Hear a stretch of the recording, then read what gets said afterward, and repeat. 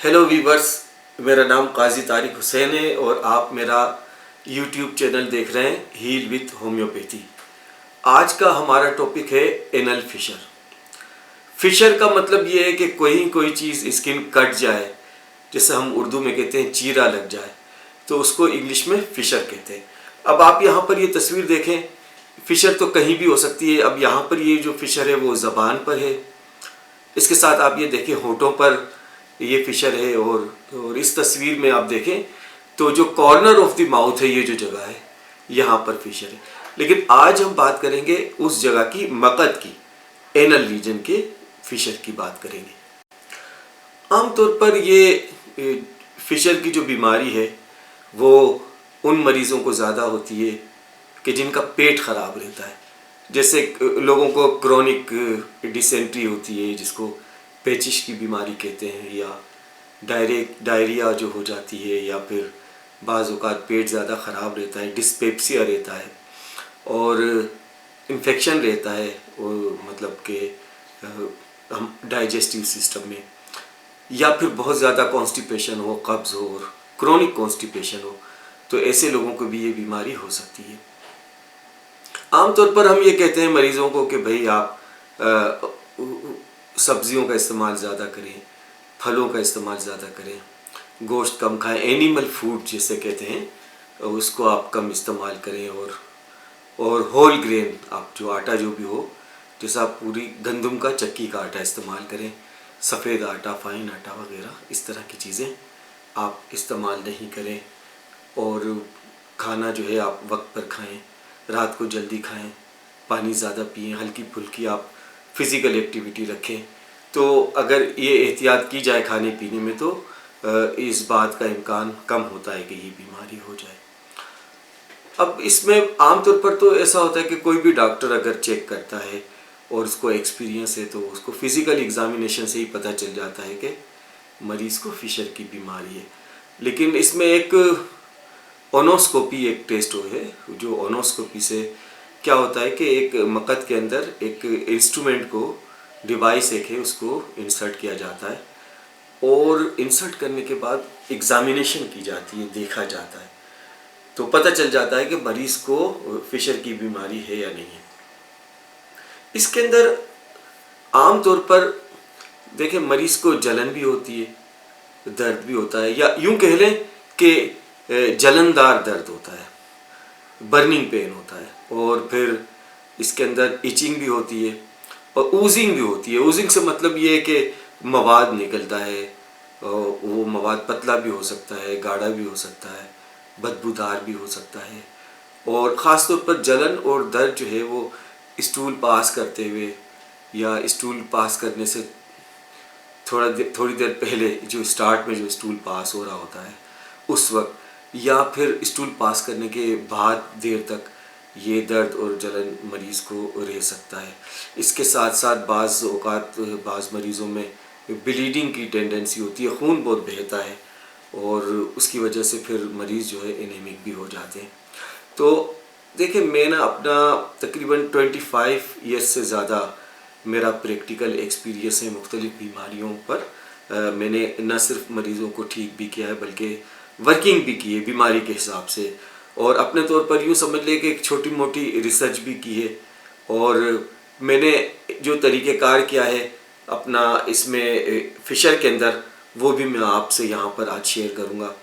मैं आपसे जो भी अपनी नॉलेज शेयर करता हूँ वो बुकिश नॉलेज में आपसे शेयर नहीं करता हूँ, मैं आपसे एक प्रैक्टिकल नॉलेज शेयर करता हूँ, और इस अंदाज़ में शेयर करता हूँ कि मैं, अगर कोई डॉक्टर नहीं है या जिसको मेडिकल की नॉलेज नहीं है, तो वो भी मेरी बात को समझ सके। और अगर मेरी इस नॉलेज से अगर कोई नया होम्योपैथिक डॉक्टर है, या किसी की मालूमात में इजाफ़ा हो जाता है, क्योंकि बहुत सारे लोग हैं, बहुत सारे तो ऐसे भी पेशेंट हैं जो हमारी मालूमात में इजाफ़ा कर देते हैं आकर। तो अक्ल कुल तो कोई भी नहीं होता, अक्ल कुल तो खुदा की ज़ात है बस। तो ये है कि सीखने का अमल होता है, इंसान एक दूसरे से सीखता है। तो अगर मेरी किसी नॉलेज से अगर कोई पेशेंट है उसको भी कोई फ़ायदा हो जाता है, तो मेरे लिए खुशी की बात होगी। और यही मेरा पर्सपेक्टिव है ये वीडियोस बनाने का, कि नॉलेज जो है वो एक जगह से दूसरी जगह ट्रांसफ़र हो, اور یہی ہونا بھی چاہیے، انسانیت کا بھی یہی تقاضا ہے۔ تو اس کے اندر جو میں دوائیں دیتا ہوں وہ سمٹمز کے اوپر دیتا ہوں، اور وہ اس سمٹم کو میں مد نظر رکھتا ہوں جو سب سے زیادہ پرومیننٹ ہو، نمایاں ہو۔ مثال کے طور پر جیسے میں آپ کو ایک چیز یہاں پر بتا رہا ہوں کہ علامات تو بہت ساری ہوتی ہیں، لیکن کون سی ایسی علامت ہے جو سب علامت سے زیادہ ہوتی ہے، جس میں شدت زیادہ ہوتی ہے، جس میں انٹینسٹی زیادہ ہوتی ہے، تو اسی کے حساب سے پھر ہم مریض کو دوائیں دیتے ہیں۔ اور میں اپنا طریقہ کار آپ سے بالکل کھل کر شیئر کرتا ہوں، جو پریکٹیکل نالج ہے، اور میں آپ سے وہ دوائیں شیئر کرتا ہوں جس میں مجھے کامیابی حاصل ہوئی ہے، جس سے مجھے اندازہ ہے کہ مریض ٹھیک ہوتے ہیں۔ ویسے تو دیکھیں بہت ساری دوائیں ہوتی ہیں، میری جتنی بھی ویڈیوز ہیں اس میں کچھ مجھے ایسے بھی کمنٹس آئے کہ لوگوں نے کہا کہ آپ نے یہ دوائیں نہیں بتائی، یا وہ دوا بھی تو ہوتی ہے وہ آپ نے نہیں بتائی۔ تو بھائی میں نے اس لیے نہیں بتائی ہے کہ دوائیں تو بہت ہوتی ہیں، لیکن کیا اب یہ فشر کے اندر بھی تقریباً 50 کے قریب دوائیں ہیں جو دی جاتی ہیں، تو لیکن 50 کے 50 تو میں یہاں پر آپ سے شیئر نہیں کر سکتا۔ میں وہ دوائیں آپ سے شیئر کروں گا کہ جس میں مجھے بہت زیادہ کامیابی ہوئی ہے، یا جن سے زیادہ لوگ مریض صحت یاب ہوئے۔ تو جس طریقہ کار ہے میرا، میں آپ سے یہاں پر شیئر کرنا چاہتا ہوں، وہ طریقہ کار یہ ہے کہ اگر میرے پاس کوئی مریض آتا ہے تو سب سے پہلے فشر کا جب مریض آتا ہے تو میں اس کو 3 ڈوز دیتا ہوں نکس ومیکا 200 کے، اور اس کو یہ کہا جاتا ہے مریض کو کہ روزانہ صبح نہار منہ ناشتے سے 15 منٹ پہلے یہ ایک ڈوز آپ لے لیں، 15 منٹ کے بعد ناشتہ کر لیں 3 دن تک۔ پھر چوتھے روز سلفر 1 mg کی ایک ڈوز دی جاتی ہے۔ سلفر 1 mg کی ایک ڈوز دینے کے بعد 2-3 دن انتظار کیا جاتا ہے، اور اس کے بعد مرض کی علامات کو دیکھتے ہوئے، مرض کی شدت کو دیکھتے ہوئے جو ہے نا دوا کا انتخاب کر کے علاج کو پھر آگے بڑھایا جاتا ہے۔ اب جیسا دیکھیں میں نے آپ سے یہاں پر یہ ذکر کیا کہ ہم یہ دیکھتے ہیں کہ جو بھی سمٹمز ہے اس میں انٹینسٹی کہاں پر ہے۔ تو اگر آپ یہ دیکھیں کہ اگر مریض یہ آ کر کہتا ہے کہ ڈاکٹر صاحب مجھے درد بہت ہوتا ہے، میں اس درد سے بہت پریشان ہوں، اس درد کی وجہ سے میں اسٹول پاس نہیں کرتا ہوں، جب میں اسٹول پاس کرتا ہوں تو مجھے بہت زیادہ جلندار درد ہوتا ہے اور کافی گھنٹوں تک رہتا ہے وہ، تو یہاں پر دیکھیں نا اس کی دوا بنتی ہے ریٹینیا 30 میں۔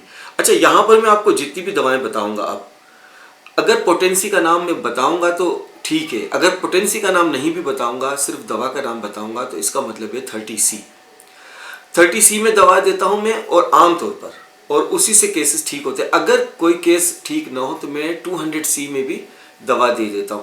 30C کی دوا دن میں 4 دفعہ یا 5 دفعہ، اگر 3 گھنٹے سے اگر کھاتا ہے مریض تو 5 دفعہ ہو جاتی ہے اگر دیر تک سوتا ہے، ورنہ 4 دفعہ وہ استعمال کرتا ہے۔ اور 200 کی جو دوا ہے وہ ہر دوسرے تیسرے روز ہم اس کو ریپیٹ کر سکتے ہیں۔ تو اگر مریض یہ کہتا ہے کہ جسے درد بہت زیادہ ہوتا ہے تو اس کی دوا ہے ریٹینیا 30 ہے، دن میں 4 دفعہ ہم دے سکتے ہیں۔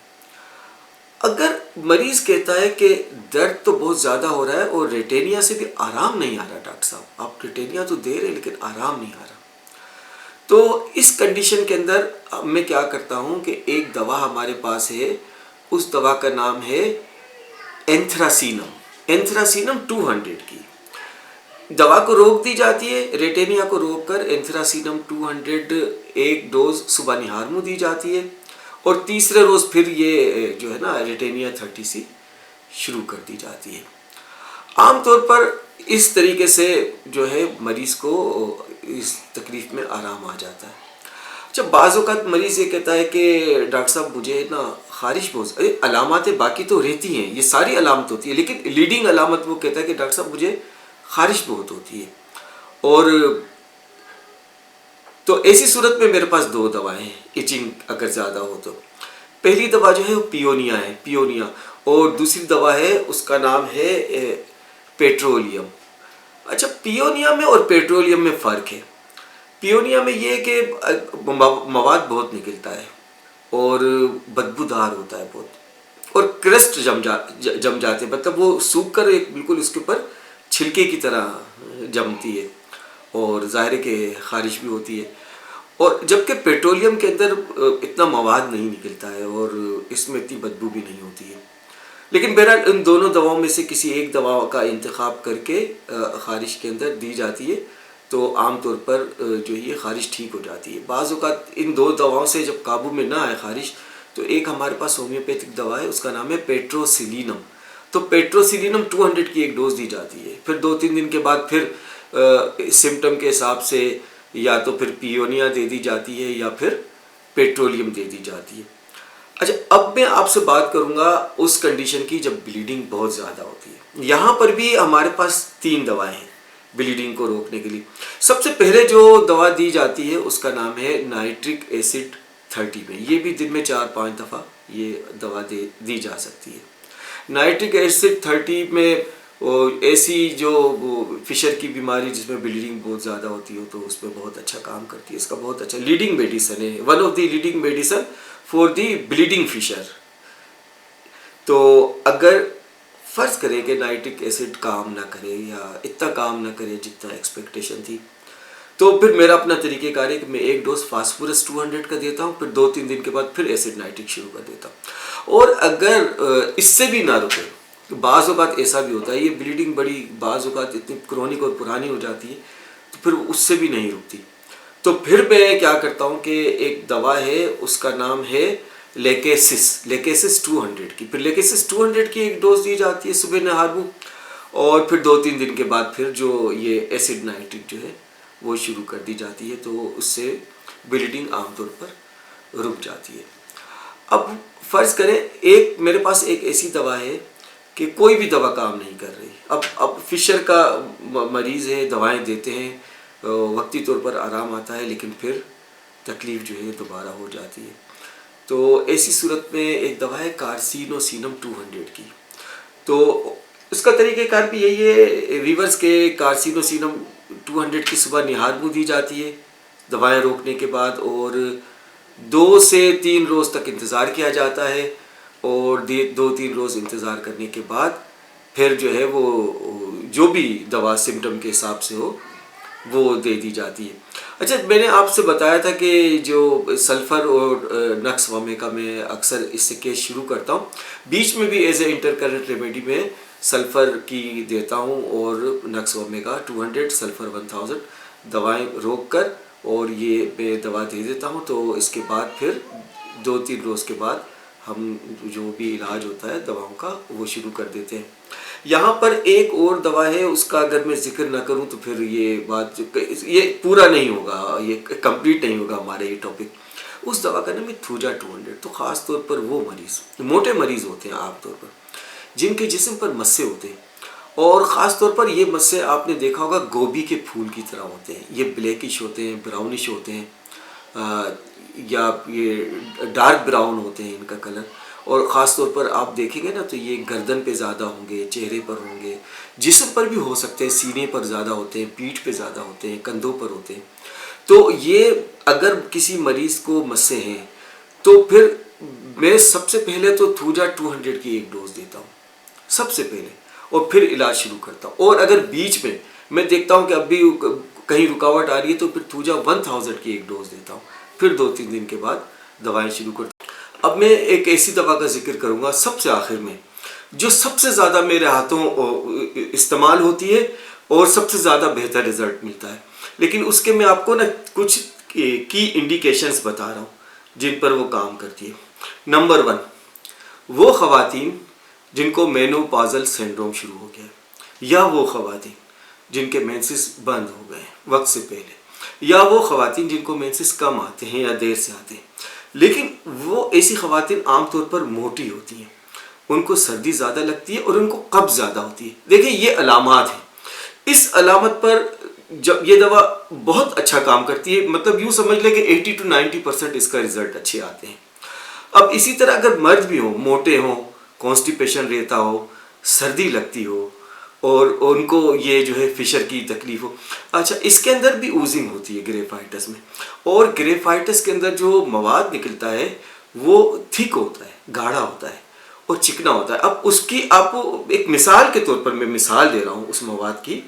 وہ بالکل شہد کی طرح ہوتا ہے، ہنی لائک.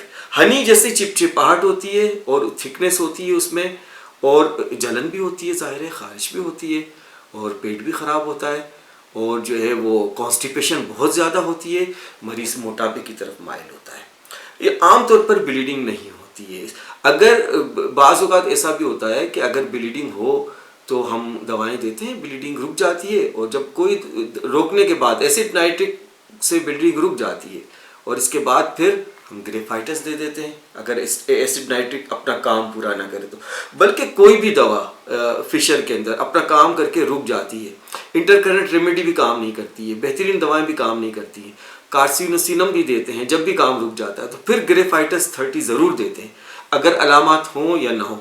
ورنہ جو علامات میں نے آپ کو بتائی ہیں اس علامات پر تو بہت اچھا اس کا رزلٹ ہے۔ میرا ایک طریقہ کار تھا جو میں نے آپ کے ساتھ شیئر کیا فشر کی بیماری میں، اور اس سے مجھے کافی کامیابی حاصل ہوئی ہے۔